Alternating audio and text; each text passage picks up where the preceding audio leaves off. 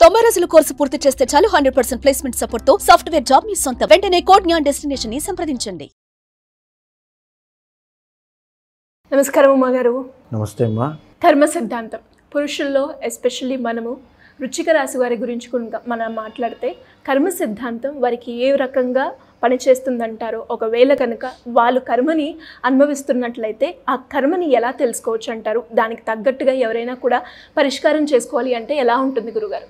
ఏదైతే మన కర్మ సిద్ధాంతంలో ముఖ్యంగా చెప్పబడినటువంటి 3 కర్మలు సంచిత, ప్రారబ్ధ, ఆగామి కర్మలు. ముందుగా సంచిత కర్మ అని అంటే మనం ఏదైతే ఈ జీవాత్మ ప్రారంభమైందో, అంటే కొన్ని వందల జన్మలు అవ్వచ్చు, కొన్ని కోటి జన్మలు అవ్వచ్చు, అప్పటి నుంచి మనం మూట కట్టుకున్నటువంటి పాపమైన పుణ్యమైన కర్మ కింద వస్తుంది. దాంట్లోంచి భాగంగా మనం ఇప్పుడు అనుభవించేటువంటి కర్మ, అంటే ఈ బాధలు ఎంతో కొంత దాని నుంచి అనుభవిస్తూ ఉంటాం, అది సంచిత కర్మ. దీంట్లోనే మన వంశపారంపర్యంగా వాళ్ళు చేసేటువంటి కర్మలు కూడా మనం అనుభవించాల్సి వస్తుంది. సంచిత కర్మ అంటే ఉదాహరణకి కాలసర్పదోషం తీసుకున్నారనుకోండి. కాలసర్పదోషం మనం ఏం చెబుతూ ఉంటాం, ఇది మీ వల్ల మాత్రమే వచ్చింది కాదమ్మా, మీ వంశపారంపర్యంగా మీ అమ్మమ్మ గారికో, నానమ్మ గారికో, తాతయ్య గారికో వాళ్ళందరికీ ఉంది, దానివల్ల మీకు కూడా సంక్రమించింది. అంటే వంశపారంపర్యంగా వచ్చే కర్మని కూడా మనం అనుభవించాల్సి వస్తుంది.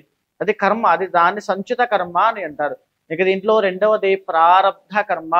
ప్రారబ్ధ కర్మ అని అంటే ఏదైతే ఇప్పుడు మనం ఈ దేహము, ఈ జీవాత్మ ఎత్తిన తర్వాత ఏదైతే పనులు చేస్తూ ఉంటామో వాటిని ప్రారబ్ధ కర్మ అంటారు. ఉదాహరణకి మనం చేత్తో ఏదైనా దానం చేసామనుకోండి, ఒక సహాయం చేసామనుకోండి, తిరిగి సహాయం పొందుతాం. లేదు ఎవరైనా కొట్టామనుకోండి, తిరిగి మనం ఆ దెబ్బ తింటాం. లేక ఒక నిప్పును ముట్టుకున్నాం అనుకోండి, అది మనకి కాలుతుంది. అది ప్రారబ్ధ కర్మ. ఆ ప్రారబ్ధ కర్మ మన బుద్ధిని అనుసరించి ఉంటుంది. మన బుద్ధి భగవద్ ఆరాధన మీద ఆధారపడి ఉంటుంది, మన ఆచార వ్యవహారాల మీద ఆధారపడి ఉంటుంది. మనం యాస్ట్రాలజీ చెప్పినప్పుడు ఈ జాగ్రత్త తీసుకోండి, ఈ యొక్క వాహన ప్రమాదాల విషయంలో జాగ్రత్త, ఈ ఆరోగ్య సమస్యల విషయంలో జాగ్రత్త అని ఎందుకు చెప్తామంటే మన చేతులారా మనం కొన్ని జాగ్రత్తల ద్వారా కొన్ని కర్మల నుంచి తప్పించుకోవచ్చు. అదే ప్రారబ్ధ కర్మ. ఇక మూడవది ఆగామి కర్మ. అంటే ఇప్పుడు మనం ఏదైతే పుణ్యము కానీ పాపము కానీ చేస్తామో దీనికి ప్రతిఫలంగా, దీనికి రిఫ్లెక్షన్గా రాబోయేటువంటి రోజుల్లో కానీ, రాబోయేటువంటి సంవత్సరాల్లో కానీ, రాబోయే జన్మలో కానీ పుణ్యాన్ని పాపాన్ని మనం అనుభవించాల్సి వస్తుంది. దాన్నే ఆగామి కర్మ అంటారు. అంటే ఇన్ ఫ్యూచర్ అని అర్థం. కాబట్టి ఇప్పుడు మనం చేసే కర్మ రాబోయే మన జీవితాన్ని డిసైడ్ చేస్తుంది. కాబట్టి ఆగామి కర్మ కూడా కర్మ సిద్ధాంతంలో చెప్పబడింది. ఈ యొక్క కర్మలు అనేటువంటిది మనకి మాత్రమే కాదు, మానవులకి మాత్రమే కాదు, యక్ష, కిన్నర, కింపురుష, దానవ, మానవులందరికీ, పక్షులకి, మృగాలకి అందరికీ వర్తిస్తుంది. ప్రతి జీవరాశి 84 లక్షల జీవరాశులు ఈ కర్మ సిద్ధాంతంలో ఉంటారు. ఈ రోజు నేను ఈ జన్మ ఎత్తచ్చు, ఇంత సౌకర్యవంతమైన జీవితాన్ని, ఇంత సౌకర్యవంతమైన కుర్చీలో ఇంత బట్టలు ఉన్నాయి, నాకు పెట్టుకోవడానికి ఒక వాచి ఉంది, చూడడానికి కళ్ళు బాగానే పనిచేస్తున్నాయి, వినబడుతున్నాయి, మాట్లాడగలుగుతున్నాను, ఇవంతా ఉంది అంటే ఎంతో కొంత పుణ్యకర్మ ఉంది. కాబట్టి ఇవేమీ లేని నాడు, ఇవంతా పోయిన నాడు నాకేమీ లేకపోవచ్చు. ఇదే కర్మ సిద్ధాంతము. దీనివల్ల ఇదే ఆస్ట్రాలజీకి మెయిన్ అండి. ఈ మూలమైనటువంటిది ఆస్ట్రాలజీకి కర్మ సిద్ధాంతము.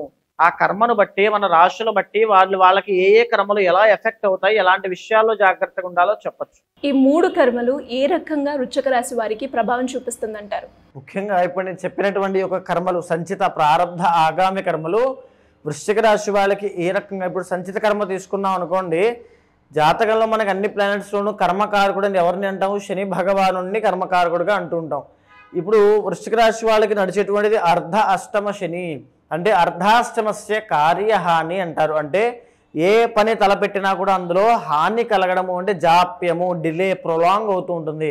ఈ రోజు నాకు డబ్బులు రావాలనుకోండి, నాది వృశ్చిక రాశి అనుకోండి, ఒక 4 రోజుల తర్వాత వస్తాయి. ఈ లోపు నాకు అత్యవసరం వస్తుంది, మళ్ళీ వేరే వాళ్ళ దగ్గర అప్పు చేయాల్సి వస్తుంది, అది వచ్చేలోపు ఇంకో అప్పు పుడుతుంది. లేదా ఈరోజు నేను ఉద్యోగంలో అభివృద్ధి చెంది ప్రమోషన్ కావాలనుకోండి, నా ప్రమోషన్ వేరే వాళ్ళకి వెళ్ళిపోతుంది. లేదు ఏదైనా ప్రయాణం పెట్టుకున్నాను అనుకోండి, ఆటంకాలు, శుభకార్యాలు పెట్టుకున్నాను, ఆటంకాలు, ఒక ఇల్లు కట్టుకోవాలనుకుంటున్నాను, ఆటంకాలు. తరువాత అన్ని విషయాల్లోనూ కూడా ఏదైతే ఓన్లీ కార్యహాని. అదేవిధంగా కుటుంబపరమైన ఒత్తిడి, తల్లి, తండ్రి, అదేవిధంగా భర్త దగ్గర నుంచి కానీ, భార్య దగ్గర నుంచి కానీ, పిల్లల దగ్గర నుంచి కానీ ఒత్తిళ్ళు ఎక్కువైతే, ప్రెజర్స్ ఎక్కువైతే, వాళ్ళ కోసం పడే తపన ఎక్కువ అవుతుంది, వాళ్ళ కోసం టెన్షన్ పడాల్సి వస్తుంది. ఇదంతా కూడా అర్ధాష్టమ శని. అంటే for the sake of family వాళ్ళు విపరీతమైన కష్టం పడతారు వీళ్ళు. సో ఏంటంటే ఏ పనులు అవ్వకేనో ఇబ్బందులు పడడము. ఇదే విధంగా ఇక వృశ్చిక రాశి వాళ్ళకి లగ్న 6th లార్డ్ అయినటువంటి కుజుడు కాబట్టి బ్లడ్ రిలేటెడ్ ఇష్యూస్ వల్ల చాలా జాగ్రత్తగా ఉండాలి. రక్త దోషము అంటాము. అంటే బ్లడ్ ప్లేట్లెట్స్ పడిపోవడం అవ్వచ్చు, లేకపోతే స్కిన్ ఇన్ఫెక్షన్స్ అవ్వచ్చు, లేకపోతే ఇంకా వైట్ బ్లడ్ సెల్స్ విషయంలో ప్రాబ్లమ్స్ అవ్వచ్చు. ఇవన్నీ విషయాల్లోనూ కూడా చాలా జాగ్రత్తగా ఉండాలి. ఇంకా 6th లార్డ్ కుజుడు కాబట్టి ఇచ్చేటువంటి భూ వివాదాలు, మేజర్గా వృశ్చిక రాశి వాళ్ళు రియల్ ఎస్టేట్ రంగంలో అద్భుతంగా రాణిస్తారు. కానీ రియల్ ఎస్టేట్ రంగంలో ఎన్నో భూ వివాదాల్లో కానీ రియల్ ఎస్టేట్ రంగంలో వాళ్ళకి అభివృద్ధి కానీ రావట్లేదంటే కారణము సంచిత కర్మ. వాళ్ళ జాతకంలో కుజుడు బాగాలేదు అండ్ అదేవిధంగా జాతకంలో కొన్ని ప్లాన్స్ వీక్గా ఉండి ఉంటాయి. దాని సంచిత కర్మ రూపంలో జాతక చక్రం అనేటువంటిది వస్తుంది. ఇక రెండవది, ఈ యొక్క వృశ్చిక రాశి వాళ్ళకి అష్టమాధిపతి బుధుడు అవుతాడు కాబట్టి వీళ్ళ కుటుంబ సభ్యులే వీళ్ళకి శత్రువుల కింద ఉంటారు. వీళ్ళ కుటుంబ సభ్యులే వీళ్ళకి శత్రువులు. పెద్దగా బయట వాళ్ళు ఎవరు ఉండరండి. వీళ్ళ చుట్టూ ఉండేటువంటి వాళ్ళు మామయ్య అనుకునేవాళ్ళు, అత్తయ్య అనుకునేవాళ్ళు, అత్తగారు అనుకునేవాళ్ళు, లేకపోతే ఏ మేనత్త మేనమామ వీళ్ళే ఉంటారు వీళ్ళకి శత్రువులు. బంధువులు చుట్టాలు వీళ్ళకి వెన్నుపోటు పడిచే వాళ్ళు ఉంటారు. సంచిత కర్మ వల్లే జరుగుతుంది. ఇంకా అన్నిటికంటే అతి ముఖ్యమైనటువంటిది 7th and 12th లార్డ్ శుక్రుడు అవుతాడు కాబట్టి మ్యారీడ్ లైఫ్లో ఇబ్బందులు, మ్యారేజ్ అయిన తర్వాత భర్త ఒక చోట భార్య ఒక చోట పనిచేసేటువంటి దోషము ఈ వృశ్చిక రాశి వాళ్ళకి సంచిత కర్మ వల్ల పడుతుంది. అదేవిధంగా ప్రారబ్ధ కర్మ అనేటువంటి దాన్ని తీసుకున్నాం అనుకోండి. ప్రారబ్ధ కర్మ వల్ల ఏ పనిలో అయినా సరే కాన్సన్ట్రేషన్ చేసేటువంటి వీళ్ళు ఆ కాన్సన్ట్రేషన్ లెవెల్స్ని కోల్పోతారు. పనుల్లో ఆటంకం కలిగించే విధంగా, అంటే వీళ్ళు ఖచ్చితంగా ఫోకస్ చేస్తే ఏ పనైనా అయిపోతుంది శ్రీగారు, కానీ వీళ్ళు చేయలేరు బికాజ్ ఆఫ్ ప్రారబ్ధ కర్మ. శని వల్ల వచ్చిన ప్రారబ్ధ కర్మ వల్ల వీళ్ళకి ఆ ఇంట్రెస్ట్ రాదు. భగవంతుడి దగ్గర కూర్చుని శ్రద్ధగా వీళ్ళు పూజ చేస్తే వీళ్ళకి ఏదైనా కలుగుతాయి. ఏ సెల్ఫ్ కాన్ఫిడెన్స్ అయినా వీళ్ళకి వస్తుంది, ఆత్మస్థైర్యం పెరిగిపోతుంది. కానీ వీళ్ళు చేయరు. అదే కర్మ ఏదైతే చేస్తే ప్రాబ్లమ్ సాల్వ్ అవుతుందో అది తప్ప అన్నీ చేపిస్తుంది. దట్ ఈస్ కర్మ. అది ఇప్పుడు వృశ్చిక రాశి వాళ్ళు పడుతున్నారు. అదేవిధంగా లవ్ ప్రాబ్లం విషయంలో అవ్వచ్చు, ఈ యొక్క రియల్ ఎస్టేట్ రంగం చెప్పాను, వైవాహిక జీవితంలో అవ్వచ్చు, ఇవన్నీ కూడా ఎందుకు చేత అంటే సంచిత ప్రారబ్ధ కర్మల వల్ల. అయితే ఇప్పుడు మార్చి 30వ తారీఖు తర్వాత వీళ్ళకి అర్ధ అస్తమ శని అనేటువంటిది వెళ్ళిపోబోతోంది, కంప్లీట్గా అయిపోతుంది. ఇంకా అయిపోయింది. పోనీ బాగుంటుందా అని అంటే మార్చి 30 దగ్గర నుంచి మే 15 దాకా యావరేజ్గా ఉంటుంది, పర్వాలా.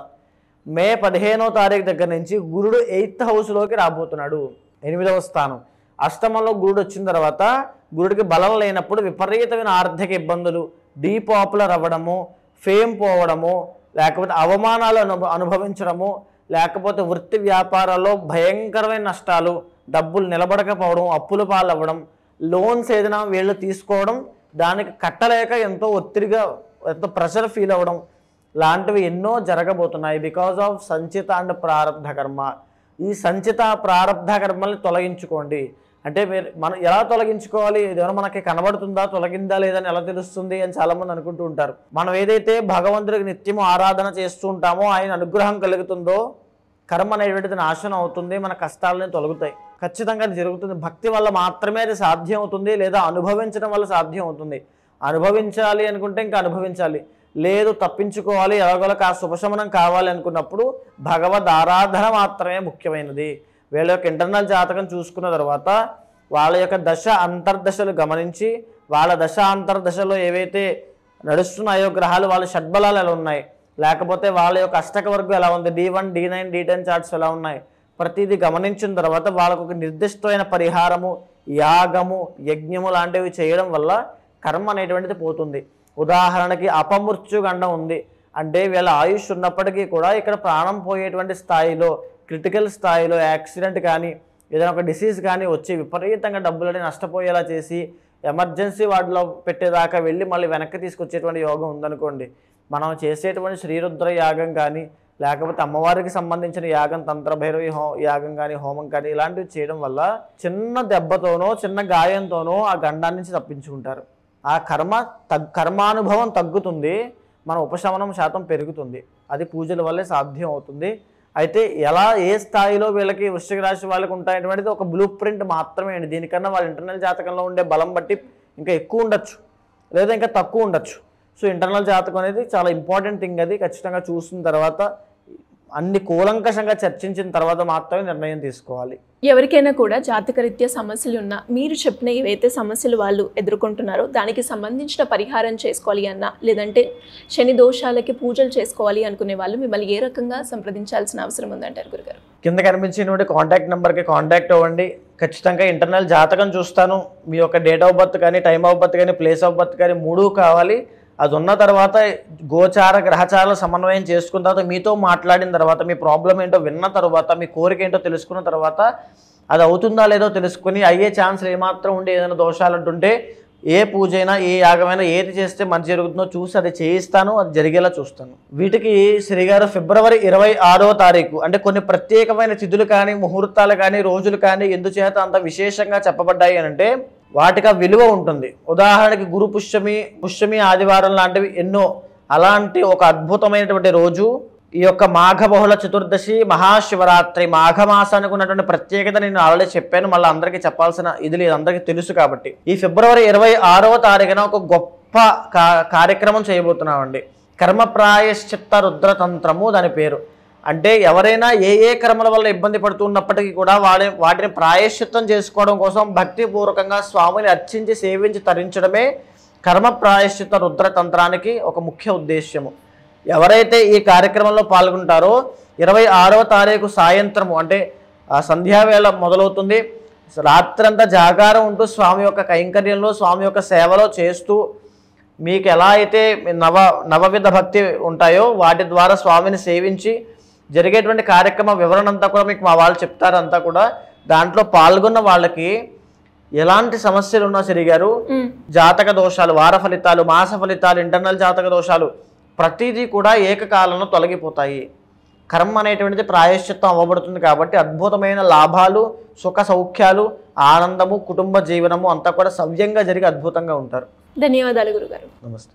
సుమన్ టీవీలో మీ పర్సనల్ అండ్ బిజినెస్ ప్రమోషన్స్ కోసం కింది నెంబర్కి కాంటాక్ట్ చేయండి.